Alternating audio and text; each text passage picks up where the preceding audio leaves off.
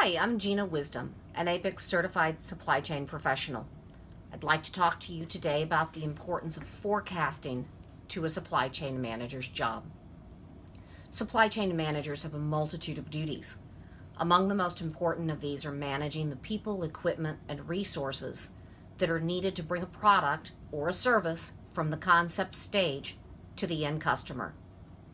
Forecasting gives the supply chain manager the information that he or she needs to be able to acquire the inputs of raw material or personnel, the information that is needed to manage the transformation of those inputs into outputs, and the information needed to get the outputs packaged and delivered into the hands of the end customer. Forecasts are by nature informed predictions that are used to make decisions. Hard numerical data is evaluated, and sometimes this is historical data. Then you add the experience and the forward-looking knowledge of the supply chain professional. Forecasting is involved in every aspect of operations and supply chain management: the inputs, the transformation, and the outputs. The sales forecast tells the supply chain manager how much business is coming through the pipeline, how many people are going to purchase a service, how many people are going to purchase a product, how many units need to be made. A supply forecast tells the supply chain manager how much raw materials they need to have on hand to make that number of units, or how many staff members they need to bring on board in order to perform the service for the right number of customers. A price forecast seems to be sometimes the most important, though sometimes it's overlooked. It's the trends that are forecasted with price forecast. Is there a product or a service that's going to be hard to get from some environmental factor? Is there going to be a labor dispute that's going to make it hard to find the number of staff you need? Are there sanctions against the country where most of your raw material comes from, such as titanium, which comes from Russia?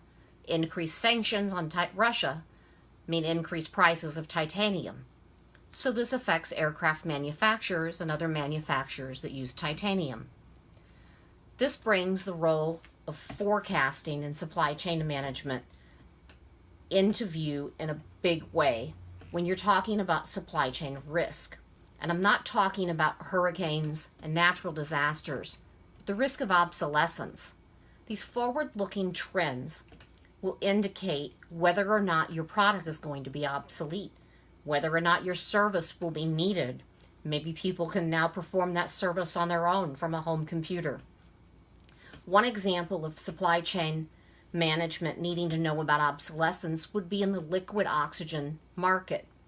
Liquid oxygen has traditionally been placed in cylinders on military and civilian aircraft, on medvac helicopters, and in ambulances. Sometimes you have an oxygen generation system that pulls the liquid oxygen through a heat exchanger and vaporizes it for use by patients and pilots.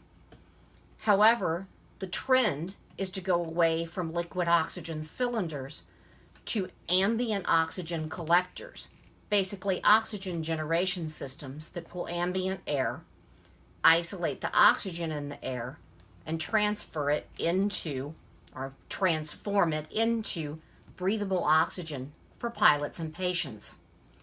So now, the long history of predictable needs for liquid oxygen cylinders have just disintegrated. That historical information is obsolete. Now this trend for oxygen generation systems that use ambient air to isolate oxygen is the information that needs to be used, and none of it is historical. So the risk to the supply chain manager who has their eyes shut and is not looking forward but only backwards is a risk of idle equipment or a company out of business.